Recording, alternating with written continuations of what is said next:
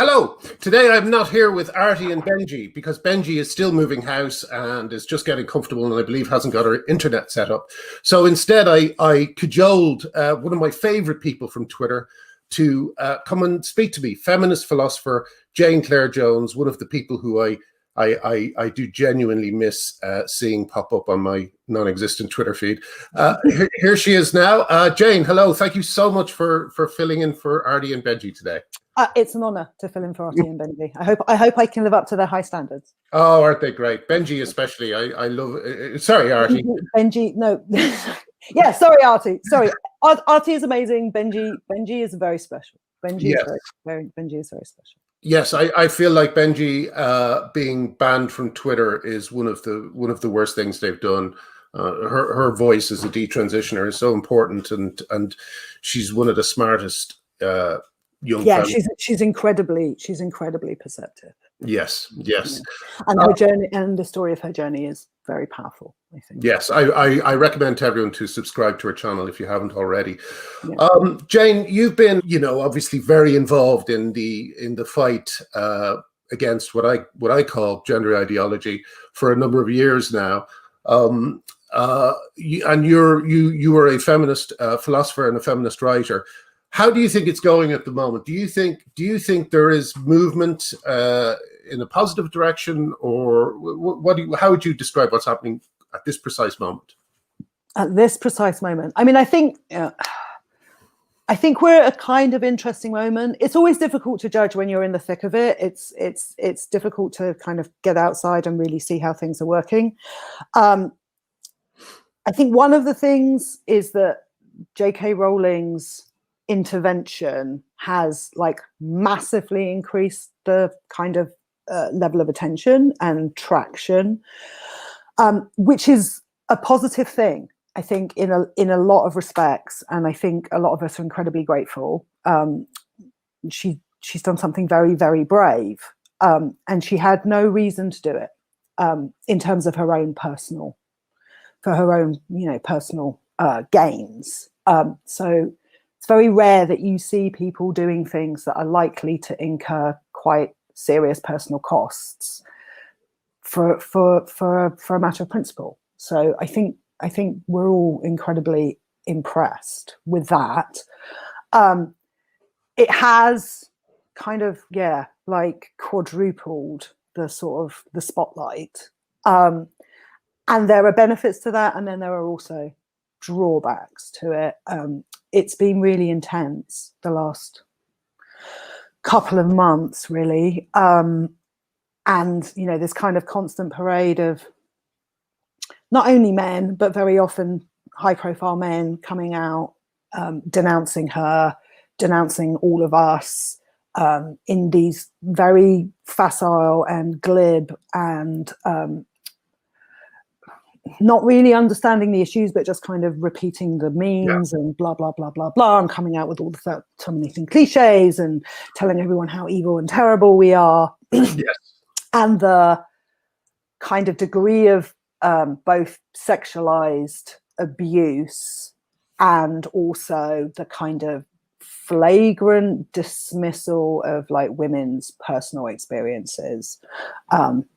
And we talked a little bit about this, but this whole weaponizing trauma, yes, playing the victim kind of discourse, I think is very that's very hard for a lot of us. It's very hard to deal with. It's very hard to deal with while you're simultaneously being told that you're this evil, all-powerful force that is dead set on doing nothing but persecuting these people, while at the same time men with 1 million followers are trooping out onto Twitter and being fuck you it's indistinguishable from MRA discourse.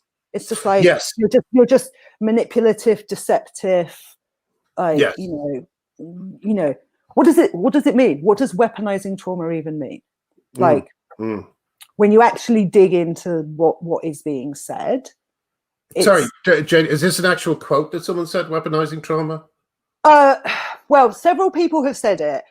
Owen Jones, who is obviously the person that I'm thinking about specifically, has not used that phrase in particular, but he has accused us of essentially leveraging our status or making claims to victimhood that are to be treated with contempt, because we're only making those kinds of claims because we're using our power in order to inflict harm on other people. Yeah. This is an interesting. It's interesting to see him sticking so doggedly to this line when it's all very clear to us that that, for instance, just the clearest example is the reaction J.K. Rowling get, the sexualized threats of violence and the uniformity of bad faith approaches, but that are being taken to what was a very moving essay and several completely compassionate tweets. Sorry, while we talk, I have to turn off WhatsApp so I don't keep getting that sound. I always do that every time I forget WhatsApp. I just find it extraordinary. Like, for instance, is he pretending he hasn't seen the reports about the Tavistock? We've had one Newsnight special. We've had 2 Times pieces. We have Marcus Evans and all these people all saying the same thing, that that homophobic parents are transing their gay kids. And yet there's never any engagement with the substance of these with the substance of these charges. He's like someone who's pushed all his chips in on a pure bluff and is trying to keep a straight face while he waits for the person to fold. I mean, I think there's something. It is. I don't think it's a pure bluff. I mean, I think one of the things that's going on in the dynamics, there's lots of things going on. I think one of the things that's going on is that a lot of gay men obviously very clearly identify with the kinds of narratives that are being told by trans activists / trans people. In that case, it's a little bit difficult to tell. But the story of having some sense that there is something wrong with you, or that there is a set of social norms that are going to prevent you from becoming the kind of person that you should be able to become, and that there's social stigma which is going to negatively impact you, obviously really clearly resonates with gay men. The reason why it resonates with gay men is because, to a certain extent, that narrative has been taken from the gay rights movement and then applied to trans activism. The idea that whatever is called being trans now, which is such a wide umbrella that I don't think it meaningfully encompasses one set of phenomenon. But that experience is that you are essentially that. You are born in that way. There is something essential about you that makes you trans, and then the only thing that's causing a problem is that there's a set of social stigmas and the social norms that prevent you becoming. You can understand why that narrative resonates for gay men. It's interesting that it resonates less for lesbians than for gay men, because they would have a similar experience, but obviously they also have the experience of being female, so they're looking at it from a slightly different place, a lot of them. But he just can't see beyond that, right? He can't see. He's just got this one narrative. It's like gay rights. It's like gay rights. Anyone that's opposing this is homophobic / transphobic. You're exactly the same kind of people who protested against Section 28, blah, blah, blah. Despite the fact that that's actually a massive distortion of what is going on, because many of us over here are lesbians and or bisexual. It's not, and I've written about this, but the gay rights, trans rights analogy just doesn't hold up. Actually, can you give us, that would be really useful. Can you give us some bullet points as to why that? And I know you've written an essay about this, very good essay, but for people who don't like to read, can you just give us a few bullet points on where trans rights and gay rights are different? Okay, so gay rights doesn't involve identification into another class. So that's the first thing. right? Yes. So gay people were never saying they were actually straight people. Gay people were never saying they were actually straight people. No, I mean, this is one of the issues about why all the analogies between the trans rights movement in its present form, let's be clear, and other civil rights movements kind of fail is because, oh, now I have to turn WhatsApp on. Yeah, I'm turning something off as well. Did you just WhatsApp me for some reason in the middle of an interview? That would have been weird. No civil rights movement in history before has been based on the claim to be able to identify into another class of person, right? They've all been about asking for acceptance as the class of person that you are, right? So it doesn't cause the kind of rights conflicts that this is causing, because this rights conflict is principally between a group of people, women, and then another group of people who are demanding the right to identify into that class, right? So that is not analogous to white people saying, we do not want to share space with black people. It would be analogous to black people saying, we do not want white people to identify into the class of black people, right? Which is why the Rachel Dolezal example comes up. And that's complicated in various ways, but there isn't actually a good account. There's never been given a good account why one of those is transparently bad and wrong, and the other one is not problematic in any way, and anyone that says that it is an evil bigot. So that's the first thing. The second thing is that being gay doesn't involve medicalization. None of the other civil rights movements involve medicalization. They don't involve any form of kind of physical intervention whatsoever. So again, the claim that being trans is just a way of being, and that the only concerns people might have about it are just stigma and prejudice, is slightly different when you're talking about something that involves potential lifelong medicalization. I would say that lifelong medicalization is not a completely neutral outcome as compared to not being subjected to lifelong medicalization, right? It's not. Well, as someone who had just a small bit of cancer, I was very, very happy when I stopped having to go to the hospital every couple of months. That was a huge improvement in my life. Right. So and also there's all these issues about side effects, and we don't know what the effects are, and there were lots of concerns, once upon a time about HRT, and then apparently we can just give hormones to kids, and we don't know what the long-term consequences of those are. There's issues about Lupron and the effects that it has on brain development and all of these types, and sexual function, and we don't know, right? I think it is patently false to say that the only reason why anyone might have any concerns about that is simply because they hate trans people, right? I don't think it is, particularly when you're dealing with a rights movement that has such a broad definition now of what trans is, that it essentially encompasses all forms of gender nonconformity, and no one has ever been able to provide a clear way of distinguishing being gender nonconforming from being trans, because we don't know what gender identity is and we don't know what this essence is, right? So there's all of that, and I think it's just blatantly incorrect to assert that those outcomes are completely neutral. I don't think, if you've got a gender non-conforming child and there's a potential for them to become comfortable with being gender non-conforming without that problem being medicalized, I don't think it's fair to say that that could only be produced by hatred and phobia. So there's that, and then there's also the fact that what is being called transphobia isn't phobia.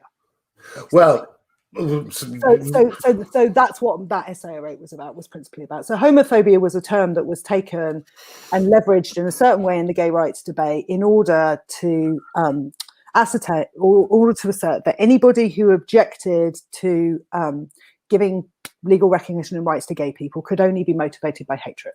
Yeah. So that argument has a lot more weight in relation to homosexuality, because there is no harms associated with homosexuality, right? And also homosexuality has a very clear definition, whereas as you point out, transphobia and trans, you know, they could mean anything. Yeah, they don't at all.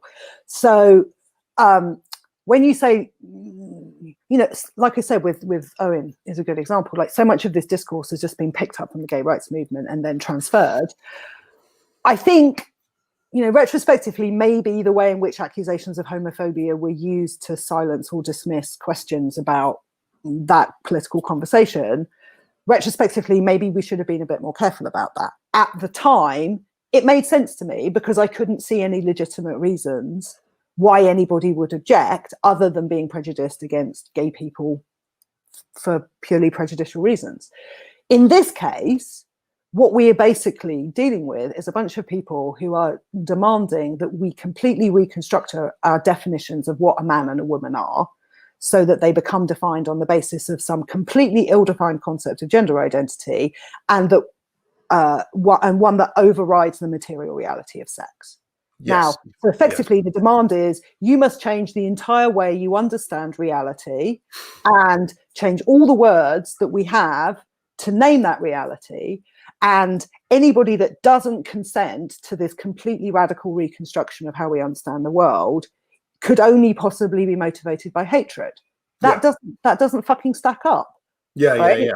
Like, there are plenty of reasons why I might object to you fundamentally changing the way in which we understand the world in a way that doesn't make any sense to me, I might add, and is harmful to female people, and is harmful to lesbians, and is harmful to children. Mm-hmm. I have plenty of reasons why I'm objecting, and it's not because I hate you. By this point, I'm quite angry. But I'm not angry because I hate you. I'm angry because you're trying to force through a set of demands that I consider to be harmful, and you're trying to do so by subverting democratic process, basically, and that's making me cross. And you also have unleashed the most unholy tsunami of misogyny on women that I have ever seen in my fucking life, and you've given license to all of the misogynists who wanted to dump that aggression on women, but couldn't because they were paying lip service to being progressives. And now every fucking misogynist left-wing man on the planet has an excuse to basically spout straight up MRA, woman-hating bullshit, and they can do it under the cover of being good and progressive, and the results are horrifying. They're horrifying. That's what the only thing I miss about being on Twitter is that I was able to amplify some of those examples. You know, I was whenever I saw someone rounding on a woman, I would really enjoy amplifying it, simply because these people don't like audiences. You know, they don't like big audiences, and when they have one, they you know, then it becomes, oh, you're bullying them. You know, but.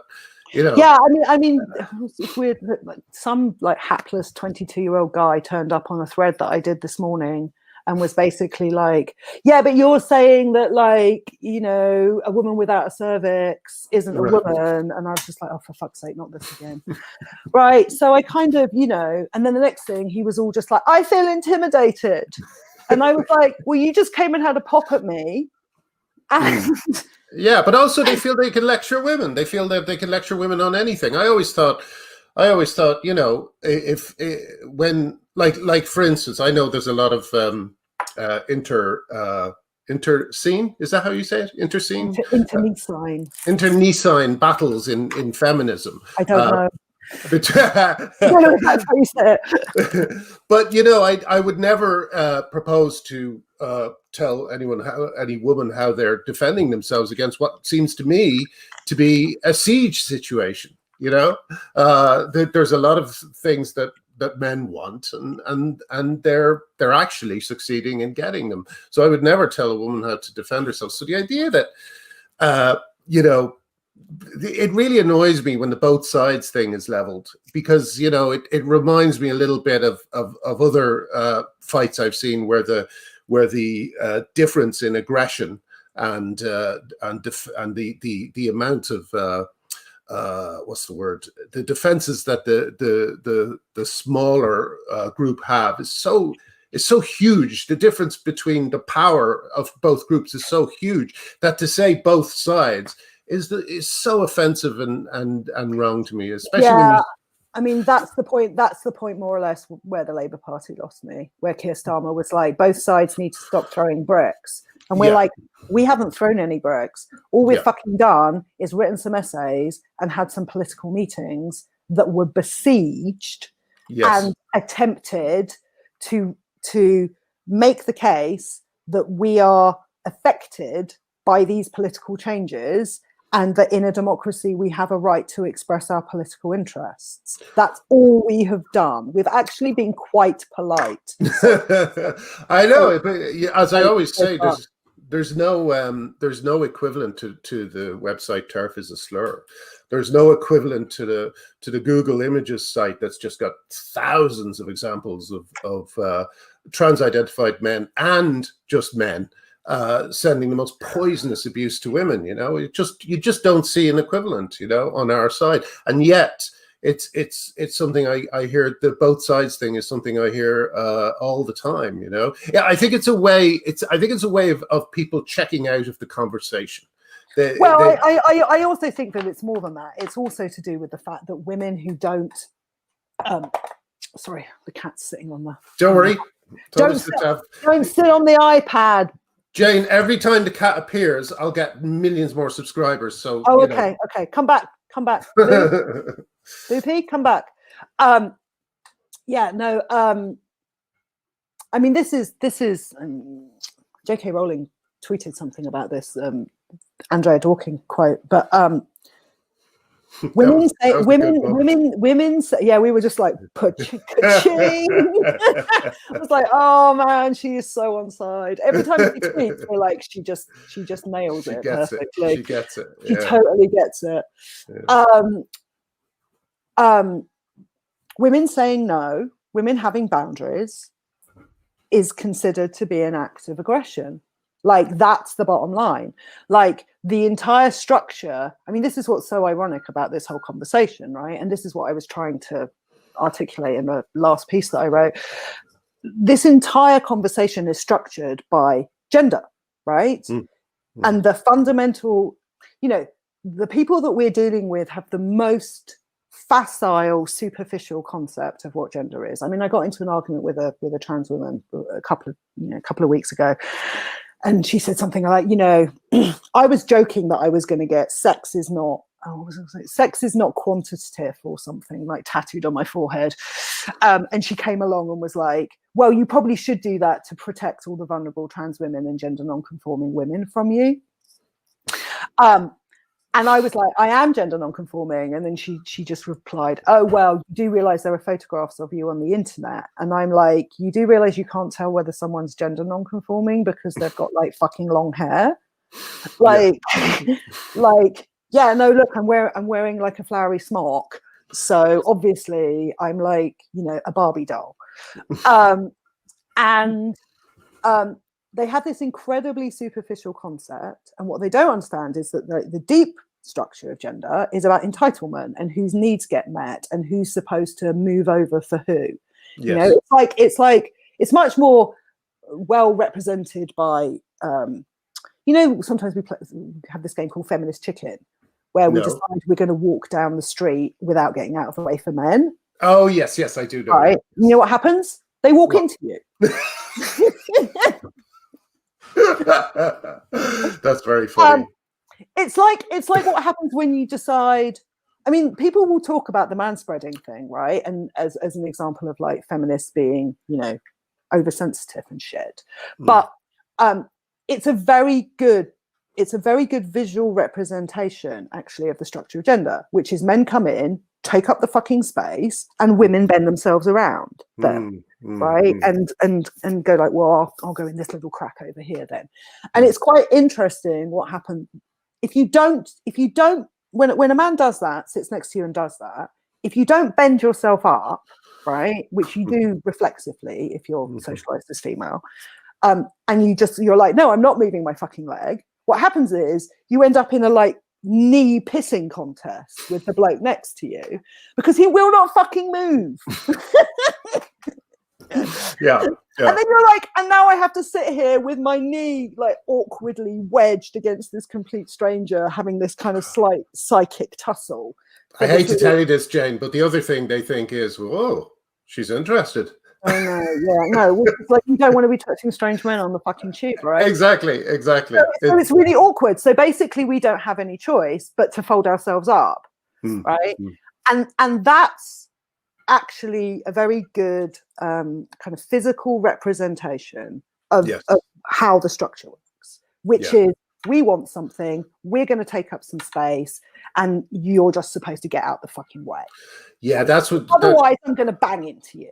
Yes, right? yes. That's exactly what's happening at the moment, isn't it? And that's exactly what's happening. And if I refuse to get out of the way, I'm the one that's being aggressive. Yeah, right? So we keep saying all effectively we've done is say no. Like you can't have the word that names us in political life because you know. Yes. We have certain political interests and we have certain needs as a political group, and we from our perspective, feminism is class politics, right? This is also another thing the Americans don't understand. Like they turn up and they're like, "Why are the British all such evil fucking bitches?" And it's like, because we're doing class politics. You never really got class politics. We understand that, but like if you come along and you tell British women that we're going to erase female people as a political class, we're like, no. no. Sorry, we need that. And we're not doing it because we hate you, right? This isn't about us hating you. To come back to Owen Jones's point, this is because we have our own needs.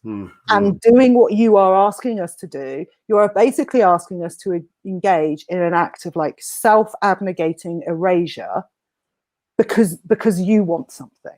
And no, sorry, we're not going to erase ourselves because you have a need. Like, and that logic, that's fucking rape logic. I want something, you give me what I want. If you don't give me what I want, you are committing an act of violence against me, and I have the right to punish you. Yeah, that's the entire structure of male violence. Yeah. If you want to convince us that you are identified with women, enacting the precise logic of patriarchal violence on us is like really not the most convincing strategy. So the longer this goes on, the more it generates that kind of response, right? It's like, if you want us to think of women, maybe stop fucking hammering down the door with bats, right? Yes. I feel that's becoming more and more true of pronouns. I know now that like there's a lot of trans allies. We have Debbie Hayton and Fiona Orlander and many others, and they're very, you know, they're always very good in they would certainly never demand a pronoun, a certain pronoun be used for them of us, but I think, you know, I think even the people who on our side who would normally give those pronouns anyway are beginning to feel that that's just. I just feel a lot of people are feeling that's giving an inch where they're going to take a mile, you know. Yeah, I mean, it's become politicized in a very unfortunate way, which means that you can't. It's becoming harder even to do the courteous thing of observing someone's pronouns because they politicized it so much. Right, and the thing, I mean, this is obviously one of the areas where there is a degree of dispute among us. My opinion at the moment on this is that every individual woman has the right to come to their own conclusion about what they feel is okay about doing this. I totally understand the argument because, you know, because they have so the trans rights movement has so monumentally taken the piss at this point that we're just kind of like, this is an act of politeness and of respect, right? It's not an ontological statement. It was never intended as an ontological statement. most of us were prepared to extend that recognition as an act of politeness, and because we recognize that you have needs, and okay, right? But and that people were in some distress, and people are in distress, and nobody, I won't say nobody, but the vast majority of us are not in this because, contrary to Owen Jones's constant fucking demonization, right? We're not in this because we are deriving pleasure from causing people distress, right? We're in this because of our own interests, because actually, Owen, we exist and we do have our own needs. And the demands are causing us distress, are causing you distress. Demands. We are. I mean, at this point, this is what, to come back to the point about the last couple of months. The last couple of months have been, this whole fight is distressing anyway, and it causes a lot of rage, and it also is very triggering. Right. A lot of women involved in the feminist movement are involved in the feminist movement because they have direct experiences of male violence.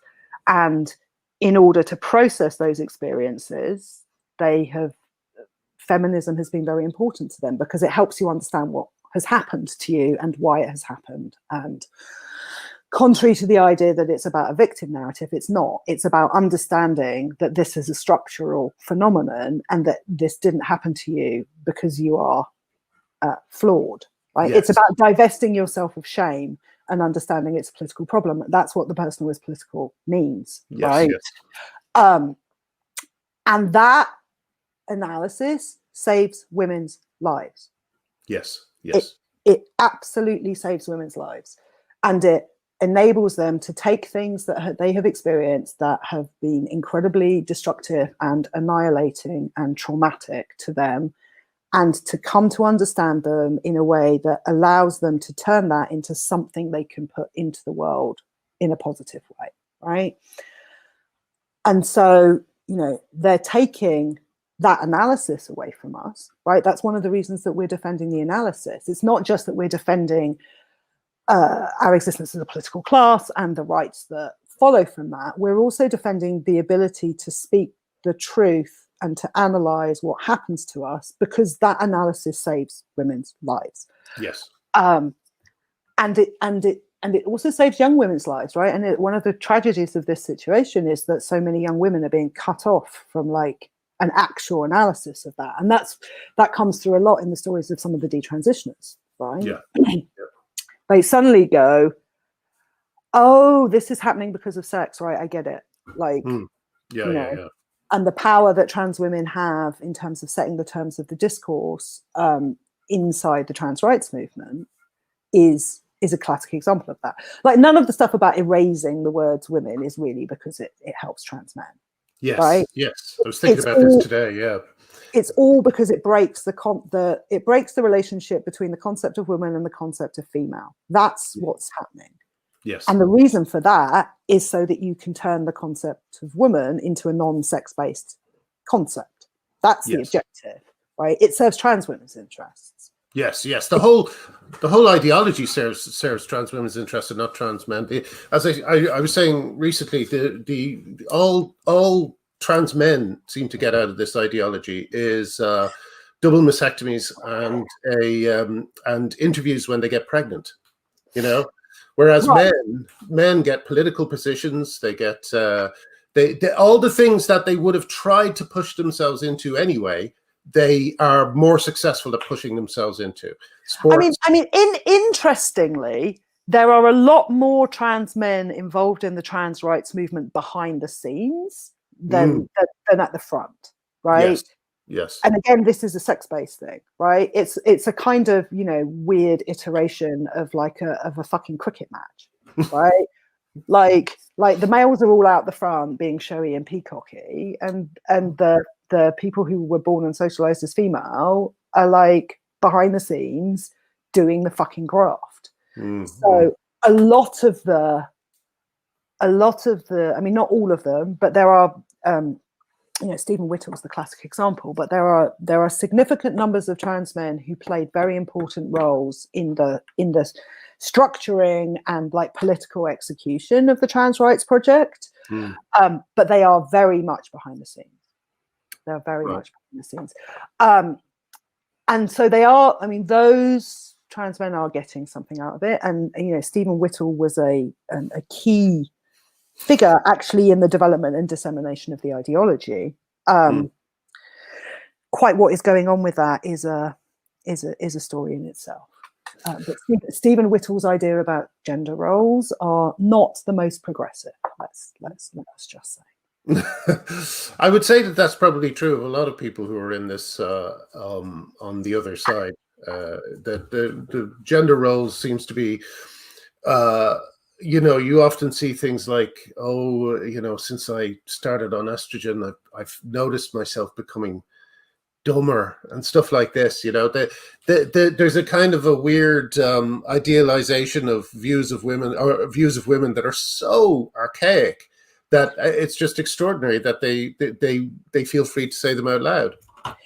It was actually that like was one of the first red flags that I had, because I mean, like, I've been in this flight for 8 years now.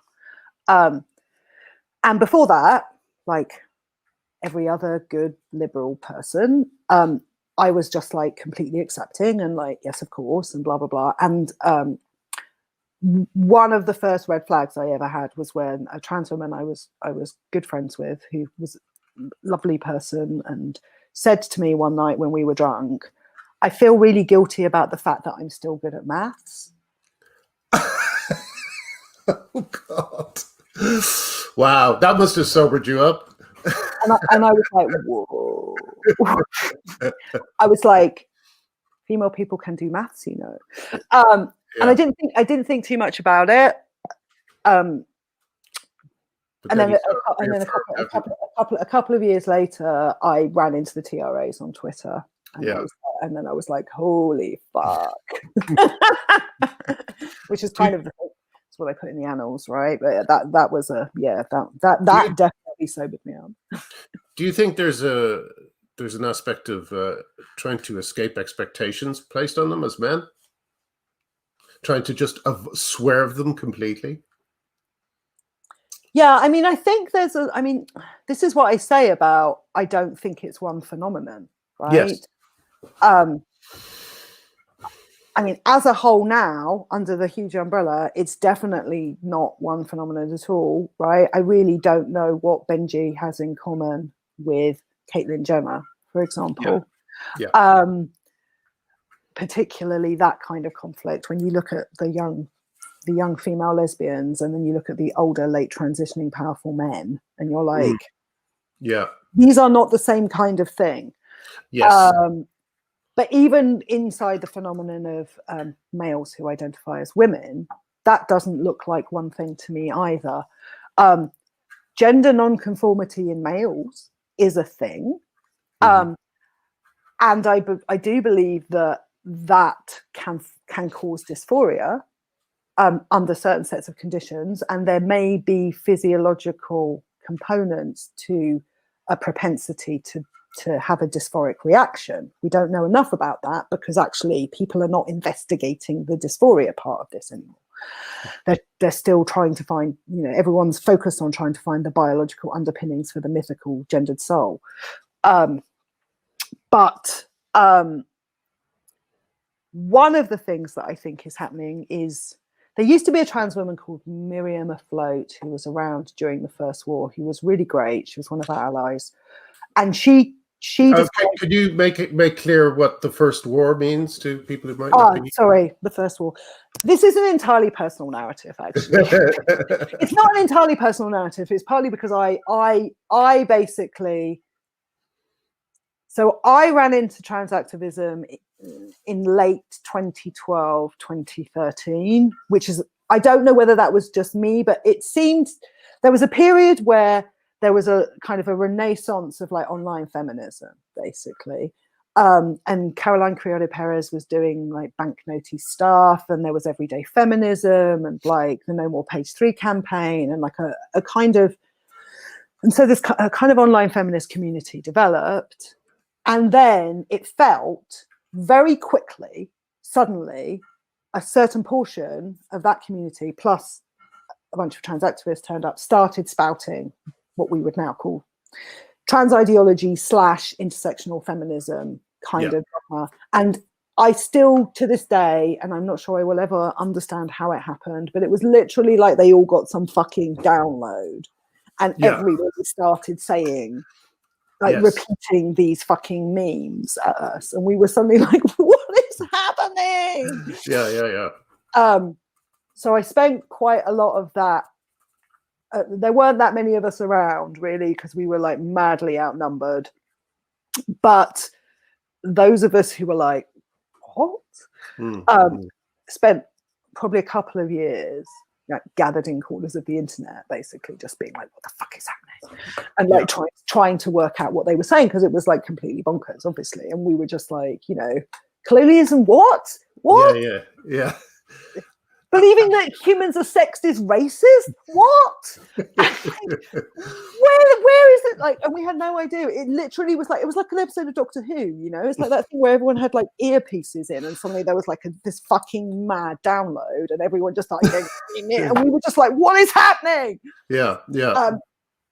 And we tried to like mount a defense at that point, but we had no traction whatsoever. Nobody was listening to us. We were being platformed everywhere. And then at around, I think none of us realized at that point what level of policy capture had been laid already. Like that's only subsequently become clearer to us. When we saw the discourse going over the hill, I thought naively that public institutions would be like, but this is batshit. Yeah. And instead, they all just started going, trans women are women, anyone that disagrees is a bigot, blah, blah, blah. And we were like, oh, fucking hell. And so the discourse just like set like concrete and we couldn't get any purchase on it whatsoever. So I basically, at that point, my thinking was until this actually starts manifesting in real life and people start bumping into it, like boys turning up in girls' changing rooms and these types of things, and the things that have happened in prison, which we predicted, then there's not going to be any traction. So I basically I fucked off to Prince World and finished my PhD. Okay. And then I came back in 2018. I kind of rejoined in 2018 when the consultation was happening. I should say that Jane is a massive Prince fan. Everyone knows that. My forehead. And so that was the first war, and then you returned to it more recently. When did you kind of decide? I kind of threw my hat back in the ring. Sorry, I have a cat too, just to say. Oh, hello, Caddy. There's another 1,000 subscribers. I came back basically in June of the consultation year, so 2018. So I was obviously like still in touch with people, and so I was kind of keeping an eye on what was going on, and I could see that things were. There was the attack on Maria McLachlan and Women's Place was formed, and there was a bunch of different things going on. So I could see that traction was kind of building up again. And I was thinking about what I was going to do. I was considering whether I should get an academic job or not. And I was kind of slightly on the fence about it because of the state of universities. But while I was considering that, I didn't feel like I was able to say anything. And then in early June of that year, actually, I met Kathleen as well. Kathleen entered the debate, and that also was a big factor for me because it gave me a place to kind of position myself. I was like, okay, philosophers are speaking out now. Okay, let's. So I just kind of, it was partly a calculated decision, and it was partly just kind of, fuck it, like. I know some stuff about this and my skills might be useful, so I'm going to go out and start shouting my mouth off on Twitter. And well, you've formed so many of my positions and arguments on this. You know, you always put things so clearly, and I really recommend, if you haven't already looked at, I'll put it in the description below. I'll put a link to your brilliant site where you've written some fantastic pieces about this, especially the very funny piece, the Annals of the Turf Wars, where you kind of illustrated the progression of gender ideology, how it became more and more batshit, and how feminists responded to it. While it's very funny, it's also it seems to be a very accurate rundown of what happened and how it happened.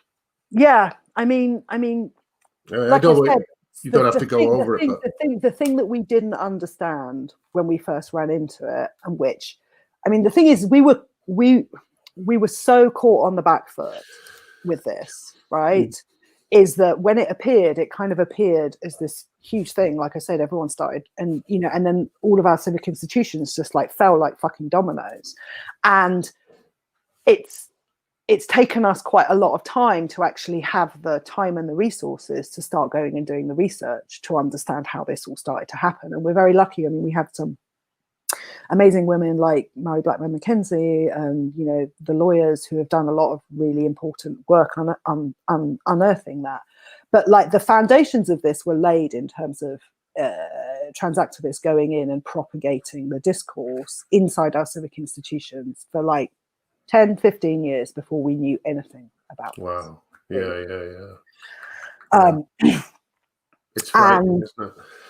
Yeah, I mean, it was totally done by the back door, basically. Well, and it was kind of, we were presented with this like fait accompli.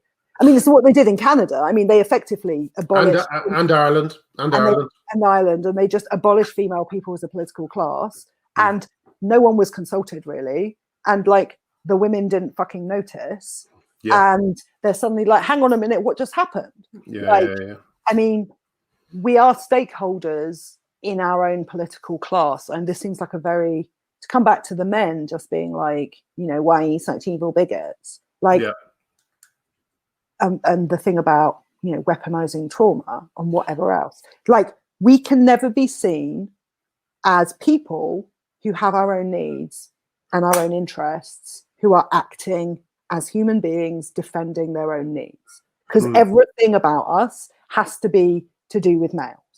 Yeah, like, we are doing this because we hate people. We are doing this, it's like, no, we have our own interests. Our interests are shaped by males, right? Insofar as they are a source of harm to us, right? Yes, sorry about that. We have safeguarding and these types of things for those reasons, and because our experience of being female is structured by being like in a male-dominated society. But the fact that we're actually just, people keep saying to us, this whole thing about you're anti-trans. It's like, no, we're not anti-trans. We're pro-women, right? Yeah. Like, if you have structured your political ideology so that women articulating their own political interests are anti-trans, then your political ideology is anti-us, right? Yeah. Because we have our own needs, and I'm sorry that our needs mean that you won't get some of your needs met, but that means we have a conflict which we need to negotiate, right? Yeah. And actually, most of what we've been saying is, can we please talk about this and negotiate a solution, because this is a rights conflict. Which brings us back to the fact that they will not engage. They will not. Someone like Joel Jones will go on pretending he hasn't seen the Tavistock reports for as long as he possibly can. And I mean, I'm sure he's working on some kind of response, because it is going to be too big to avoid at some point. But he's going to have to own up to the fact that he called people who were worried about the transing of young gay boys and girls as he's going to be on record as opposing those people, as not only opposing them but casting them in the worst possible light, so that they would lose their jobs and they would be hounded online.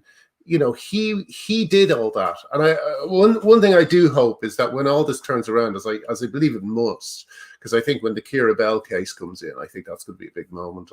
I don't want to jinx it, but But they're, you know, I hope people never forget this. I hope people never forget that people like Owen Jones and Joyle and Mom and all these other people did their very best to cast the men and women who were concerned about this stuff as the most evil people in the world. Yeah, I mean, that structure, I mean, I think there's a couple of things going on with someone like Owen, and also Ellie and, you know, a couple of other people I've engaged with, Guardian journalists, is that there is a complete refusal to understand that the trans rights movement is that what we're objecting to is not just a bunch of trans people. We're not objecting to a bunch of trans people or the existence of trans people. What we're objecting to is a really highly organized political movement and its political objectives, and the way in which it has gone about trying to get those political objectives met, which is by stealth and by excluding women from the political process. And like the whole thing with the Tavistock, like, that's not an accident, right? The way in which this has happened is not an accident. The way in which WPATH have like reconstructed the medical guidelines is not an accident. The way in which the Office of National Statistics and the National Records of Scotland ended up messing up the sex data on the census is not an accident, right? These things have not just happened because there's a bunch of trans people. They've happened because there is a highly organized and well-funded political movement with a set of clear political objectives that have been exerting political pressure.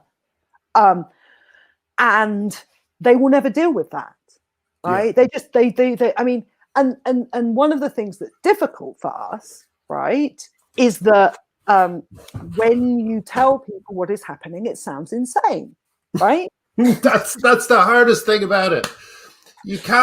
Every crazy thing you point at, they think that you are somehow associated with the crazy thing. Right, because it sounds like a nutbag conspiracy theory that a whole bunch of people engaged in a concerted political campaign in order to try and erase sex politically. Like, that sounds mental, right? But then you see, it's like the whole thing where they keep turning up and being like, nobody's denying sex exists. That would be crazy. And we're like, but how they are able to square that with the treatment that Rosie Duffield just got. That's her name, isn't it? Rosie Duffield, for saying that women have cervixes. No one's saying that sex doesn't exist, but then they're literally calling for her job for saying that women have cervixes. It's how do they square it? How do they live with that cognitive dissonance? I don't know, but the entire thing requires like really extreme doublethink. Like, and I don't know. I mean, one of the things that's difficult for me, and I'm kind of fascinated by, and I would like to do more work on, because I never believed it. I'm unusual in. I mean, I believed it before I understood the ideology. Like, I met trans people and I was like, okay, well, I'll treat you like a woman because, you know, fine. But as soon as I encountered the ideology, I was like, this is fucking mental. And I never had that cognitive dissonance. So I'm very interested in how people manage to deal with that. I mean, if you look at Rosie Duffield's a good case, or what happened to Jo Rowling, right? Like, that was an insane level of power and like domination that came down on her, right? In multiple forms, right? From them posting like graphic sexual violence threats and telling her to choke on cocks, and like posting porn on the Ichabog threads, and then people trying to manipulate publishers and whatever else, and then threatening to burn books, and like libraries banning things, and then all these movie stars coming out and denouncing her, and then all the big male blue ticks denouncing her, and then, you know, Google, and like, I mean, like, there was a really intense, you know, and all the Guardian journalists and Owen and everything, right? Like, that was a lot of fucking power coming down on her. Yeah. And they're just like, oh no, like, I know. Like, there's like, you know, no one's trying to erase sex, and there is no organized movement here, and there is no coercion, and blah blah blah. And they're running around constantly acting like the Inquisition on crack. Yeah. And there's an interesting relationship between the behind the scenes thing and the what's out front, right? Because the ideology is the same, the tactics are somewhat different, but the coercion is, this is what Alison Bailey's case is about, right? The coercion is coming from both the established and the kind of frontline. Who all these like little anime bots and like people screaming are, we don't know, right? Yeah. I think a lot of them are just straight up MRAs. Yeah, me too. They've got full license to go and tell women to choke on dicks. But the point is that nobody in a position of power in the trans rights movement has ever really tried to do anything about the level of intimidatory and sexualized violence that is being brought to bear on women, because it's in their interests, because they are the enforcers. They've actually, Bread makes it sound too calculated, but I'm very interested in what happened on Tumblr in the early years of this decade in terms of the dissemination of the ideology, because it doesn't look accidental to me. And I'm not sure whether we're ever going to be able to unpick that, but it's very interesting that, you've got this very well orchestrated political movement that is pushing this ideology, and then at the same time, an entire generation of kids are exposed to this ideology mostly on Tumblr, which it then later comes to Twitter, but it started out on Tumblr. Yeah. And it's extremely propagandist.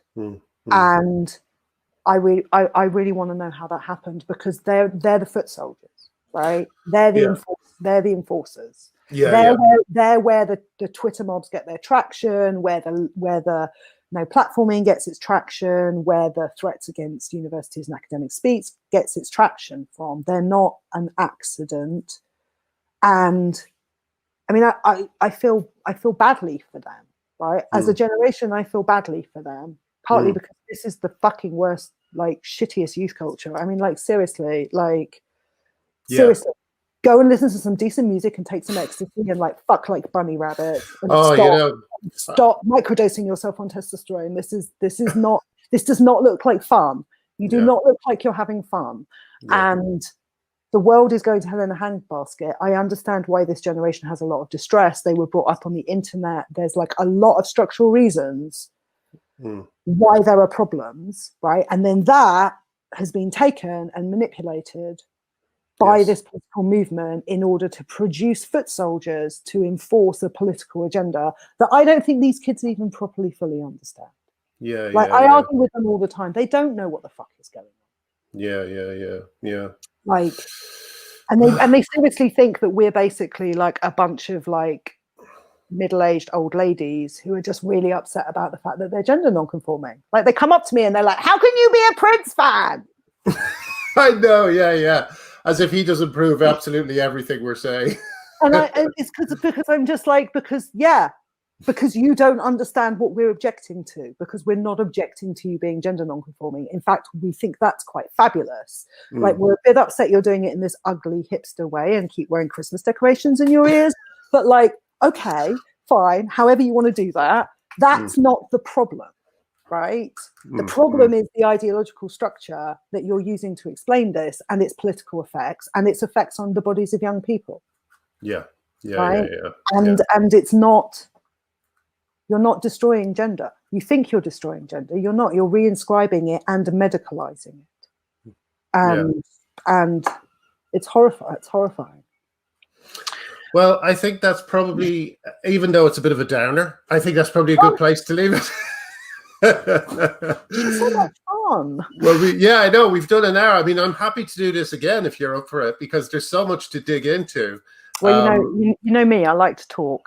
Yeah. Well, though, it's been a pleasure to listen, Jane, and I'd like to. There's still things that we haven't spoken about that I would like to speak about. I really wanted to get into what you were saying about the fact that things seem to be moving in a good way, but at the same time, the pushback against that is so violent that it's actually terrifying.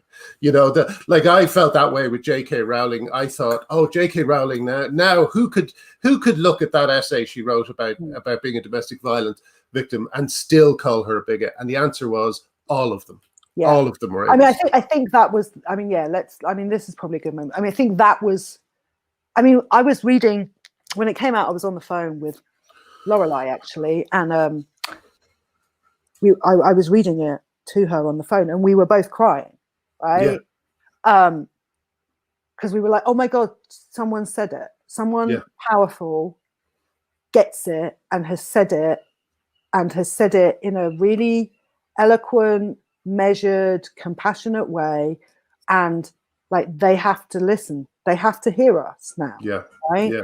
There was this tiny moment, I think, where because there was so much humanity in that essay that it was like, you can't just.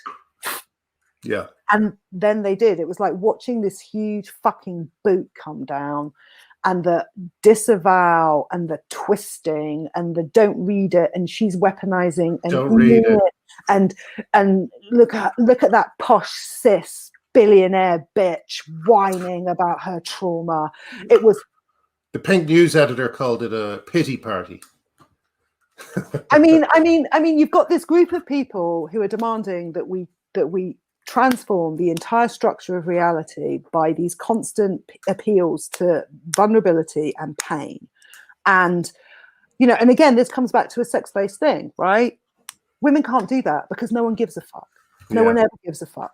Whenever we talk about we don't actually. Feminism learned a long time ago that we weren't going to get fucking anywhere by trying to appeal to people caring about the trauma of rape victims, because no one gives a shit.